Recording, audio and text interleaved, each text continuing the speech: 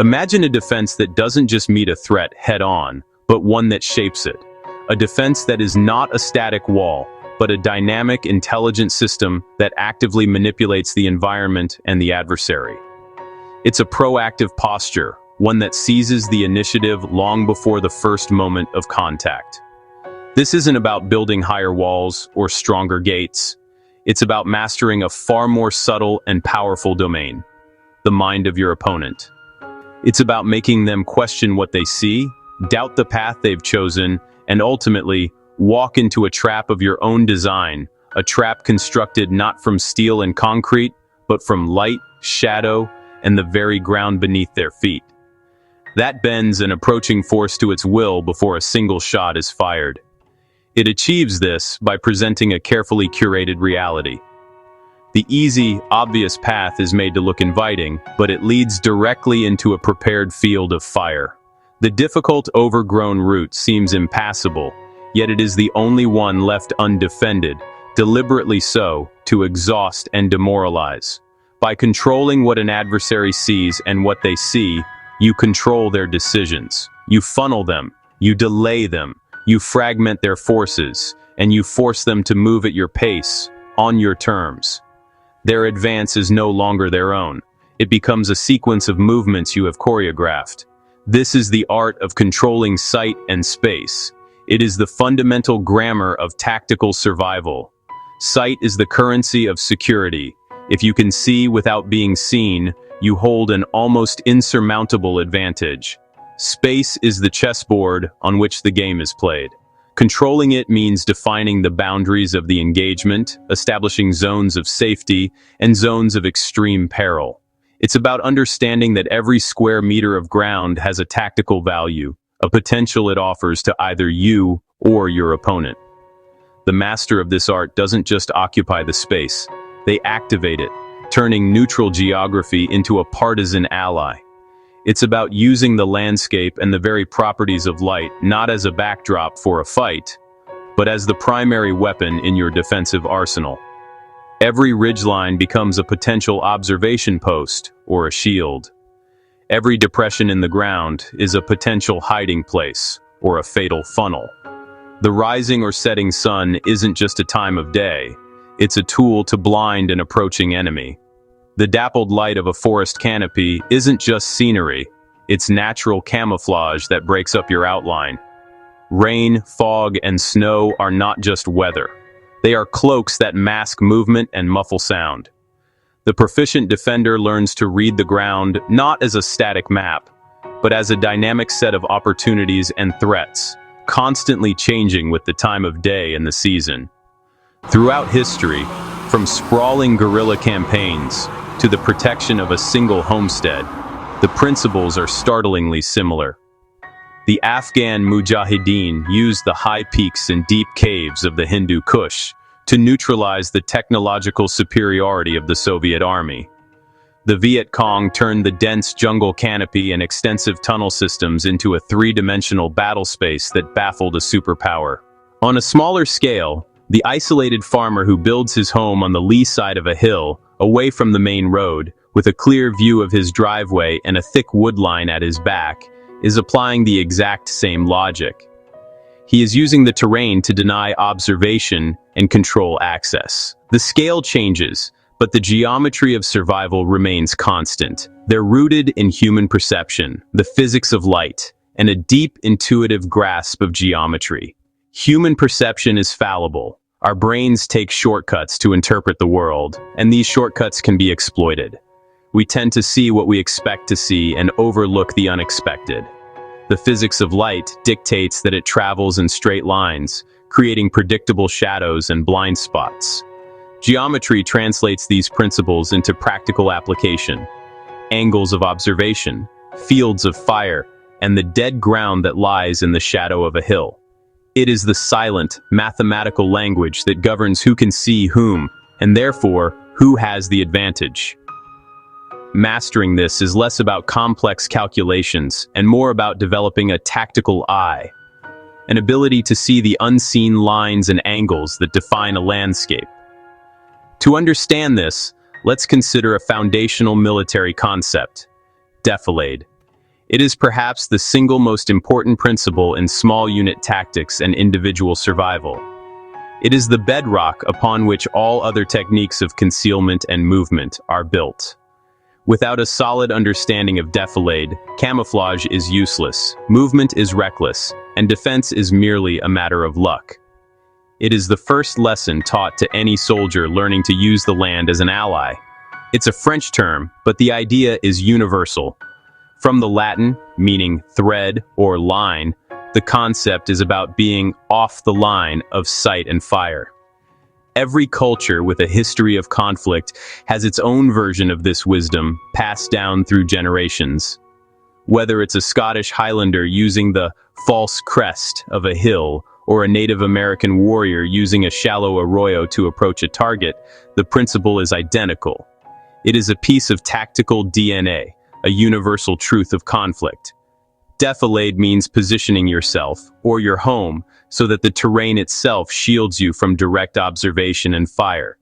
There are two primary types. Hull defilade is when you are positioned so that you can still observe and fire upon the enemy, but the bulk of your body or position is masked by the terrain.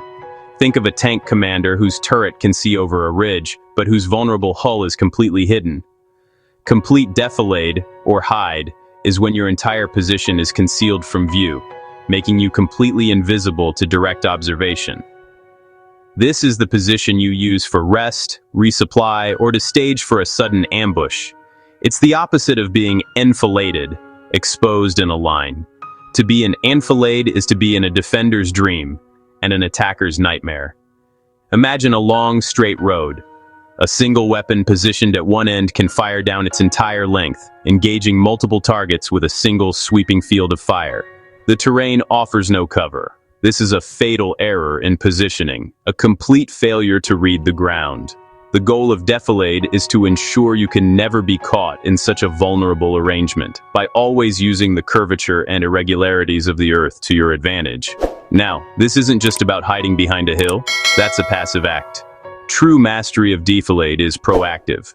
It's about understanding the concept of the military crest, a point partway down the forward slope of a hill, not at the very top. From the true topographical crest, you are silhouetted against the sky, a perfect target for anyone observing from below. But from the military crest, you can observe the entire valley before you, while your own silhouette is safely blended into the mass of the hill behind you. You see them, but the sky sees only the hilltop. It's a dynamic understanding of angles and lines of sight. It's knowing that for every observation point an enemy might occupy, there is a corresponding dead zone, an area they cannot see. The art is to stitch these dead zones together, creating concealed routes of movement across an otherwise open landscape. It requires you to constantly ask, from where can I be seen? And if I move 10 feet to the left, how does that change the answer? It is a continuous, three-dimensional mental calculation. An old artillery officer's manual I once read put it simply, if they can't see you, they have to guess. And guessing under fire is a recipe for waste. Waste of ammunition, waste of time, and waste of morale. An unseen enemy is psychologically terrifying. It creates hesitation and paranoia. Every patch of shadow, every fold in the ground becomes a potential threat. The attacker is forced to expend vast resources firing at suspected locations, a process known as reconnaissance by fire, which gives away their own positions and depletes their strength.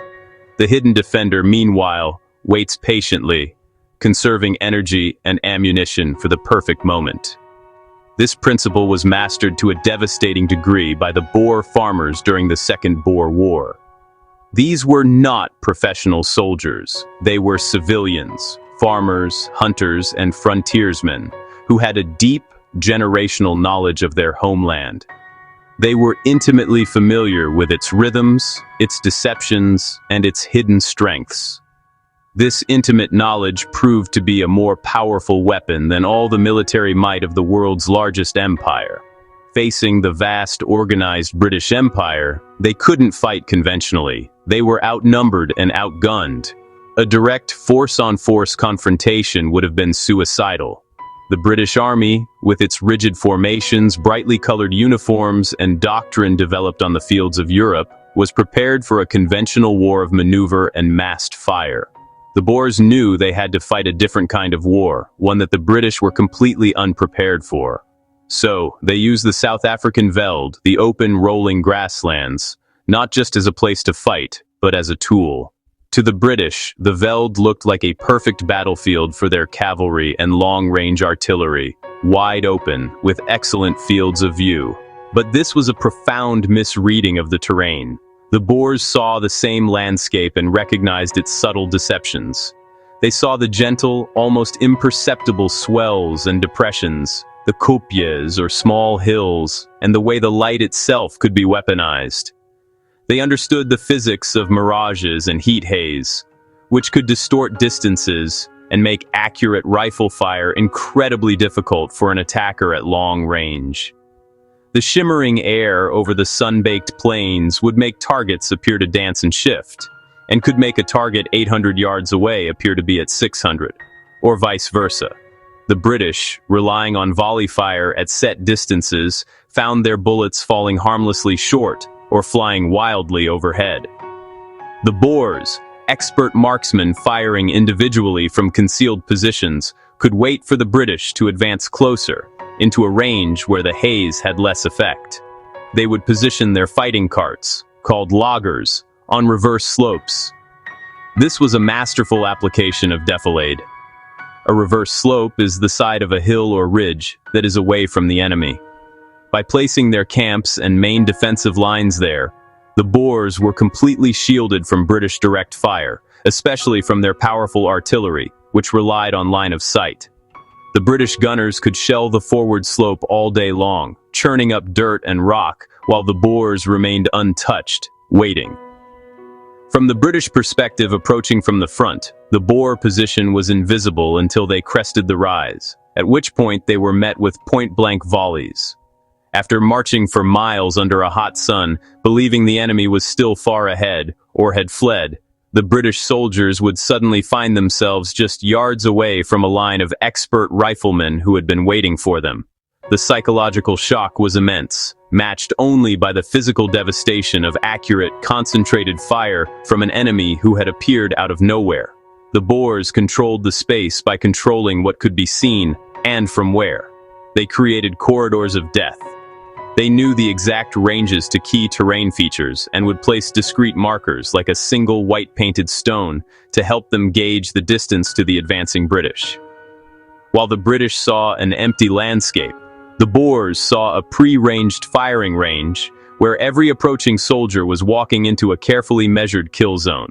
They turned the vast, open terrain, which seemed to favor a large army, into a confusing maze of deadly blind spots. The British advance would be channeled into these zones, their flanks exposed, their command and control breaking down as they were engaged from multiple unseen directions. The Boers demonstrated that true control of a battle space doesn't come from the number of soldiers you have, but from a superior understanding of the geometry of sight. They proved that a few hundred men who have mastered the art of defilade can defeat thousands who have not.